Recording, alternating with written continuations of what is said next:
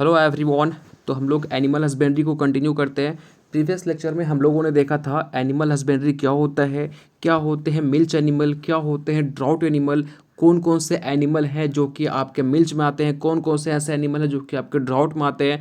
ठीक है, तो आपको मैंने बताया था कि मिल्च एनिमल क्या होते हैं, ऐसे एनिमल जिसका यूज़ हम लोग दूध पर्पज़ के लिए करते हैं, मिल्क पर्पज़ के लिए करते हैं। ठीक है, और ड्राउट एनिमल ऐसे एनिमल होते हैं जिसका यूज़ हम लोग किसी किसी काम को करने के लिए करते हैं। जैसे कि आपने देखा होगा कि पहले के ज़माने में क्या होता था, लोग अपने बैलगाड़ी यूज़ किया करते थे। ठीक है, तो वो ऐसे एनिमल जो कि हमका हमारा ऐसे फील्ड में यूज़ होते हैं, आपके प्लॉइंग में यूज़ होते हैं, तो इस टाइप के एनिमल क्या होते हैं, आपके ड्राउट एनिमल होते हैं। और हम लोग का आज टॉपिक है dual purpose breed. What is the meaning of dual purpose breed? आप इमेजिन कर पा रहे हो, ऑफकोर्स आप सही सोच रहे हो। डुअल पर्पस ब्रीड कहने का सेंस ये होता है ऐसे एनिमल जिसका यूज़ हम लोग दोनों पर्पज़ के लिए करते हैं, मिल्क लेने के लिए भी करते हैं और हम लोग ड्राउट पर्पज़ के लिए भी करते हैं। तो ऐसे एनिमल को हम लोग बोलते हैं डुअल पर्पस ब्रीड। ठीक है, तो चलिए समझते हैं हम लोग आज के टॉपिक में और फिर आज के सेशन में कि कौन से ऐसे एनिमल हैं जो कि डुअल पर्पस ब्रीड में आते हैं। नो फ्रेंड्स, स्टार्ट करते हैं आज के सेशन को। और इसके पीडीएफ आपको हमारे टेलीग्राम चैनल पे मिल जाएगा, सो आप लोग टेलीग्राम चैनल को ज्वाइन कीजिए, लिंक डिस्क्रिप्शन बॉक्स में गिवन है। नाउ स्टार्ट करते हैं आज के सेशन को।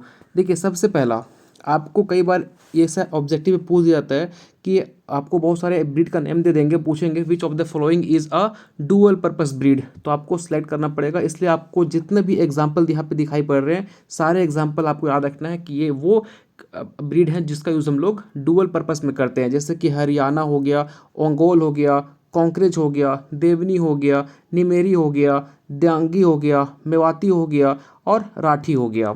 ठीक है, तो ये सारे ऐसे ब्रीड है कौ के, ठीक है, जिसका यूज़ हम लोग करते हैं डुअल पर्पस में। ठीक है ना, हम लोग कुछ ऐसे एनिमल है जो कि काफ़ी यूज़फुल है, काफ़ी ज़्यादा आपके वहाँ से क्वेश्चन बनते हैं, तो उनको ही डिस्कस करेंगे हम लोग। 8 के 8 को डिस्कस नहीं करेंगे।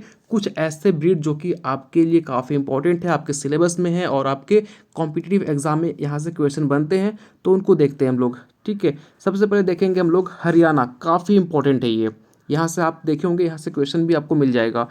बोलता है कि it was originated from Rohtak. बस आप यहाँ पे सिर्फ इतना याद रखना, डिस्ट्रिक्ट कुछ याद करने की जरूरत नहीं है कि भाई हरियाणा का जो ओरिजिन है वो कहाँ है, रोहतक में है।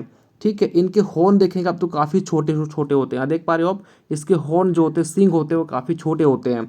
दी बुल्लॉक आर गुड वर्कर। इनके जो बुल्लॉक होते हैं ना, वो काफ़ी अच्छा वर्क करते हैं, मतलब किसी काम को करने के लिए। जैसा क्या प्लॉइंग देखे होंगे कि आप यदि विलेज से बिलोंग करते हैं तो आपने देखा होगा कि लोग वहाँ पे इस तरह के एनिमल्स का यूज़ एज अ प्लॉइंग के लिए करते हैं, तो उसके लिए अच्छा माना जाता है। ठीक है, मतलब ये किसी काम को करने के लिए अच्छा माना जाता है। हरियाणा को और गुड मिलकर इसके साथ ये अच्छे वर्क तो करते ही हैं, साथ में ये अच्छे मिल्क भी आपको देते हैं। जैसे कि देखेंगे आप तो ऑन एन एवरेज 1.5 kg पर कॉ पर डे। ठीक है, याद रखेंगे। और सबसे इंपॉर्टेंट जो आपको याद रखना है कि इनका जो लैक्टेशन पीरियड होता है वो 300 डे का होता है, 300 डेज का इसका लैक्टेशन पीरियड होता है। एवरेज मिल्क इल्ड की बात करें तो 600 to 800 kg पर लैक्टेशन ये मिल्क देते हैं, तो काफ़ी अच्छा तो माना जा सकता है ना कि यार ये हरियाणा इसलिए ये इंपॉर्टेंट है क्योंकि ये एक अच्छे वर्क भी कर लेते हैं, साथ साथ में ये अच्छे आपको मिल्क भी देते हैं। ऑन एन एवरेज देख पा रहे हो आप 600 से 800 kg पर लैक्टेशन प्रोवाइड करते हैं आपको।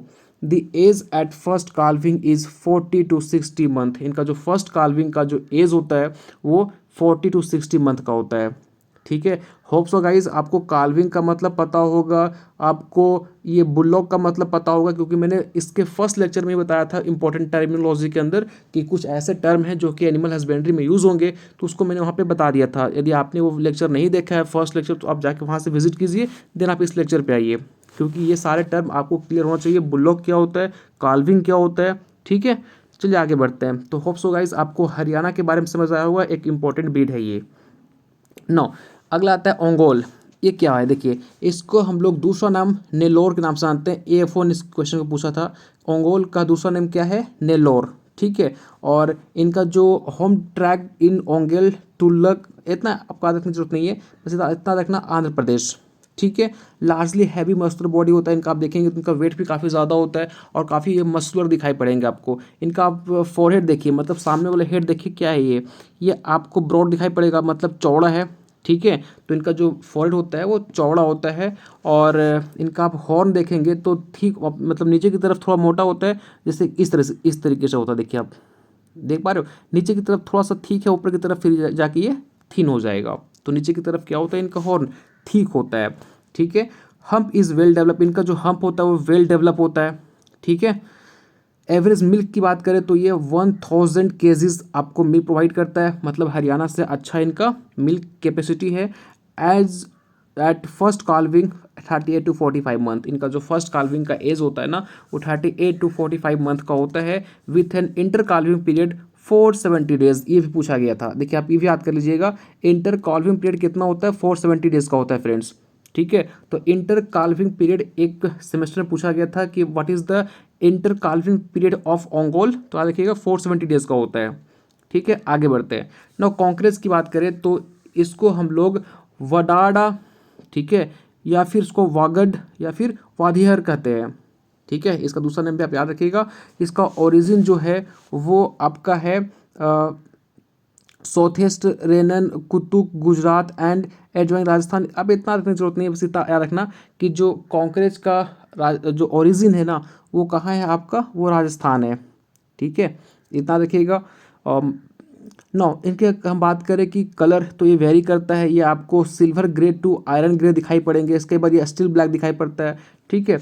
और एक बात करें दी गोल्ड एंड कॉन्करेज is peculiar and 1/4 piece of स्वाई चाल। ठीक है। अब देखेंगे तो इनका जो गेल्ट ऑफ कॉन्करेज होता है ना वो पेक्यूलियर होता है, जिसको हम लोग 1/4 पैसेस बोलते हैं। ठीक है।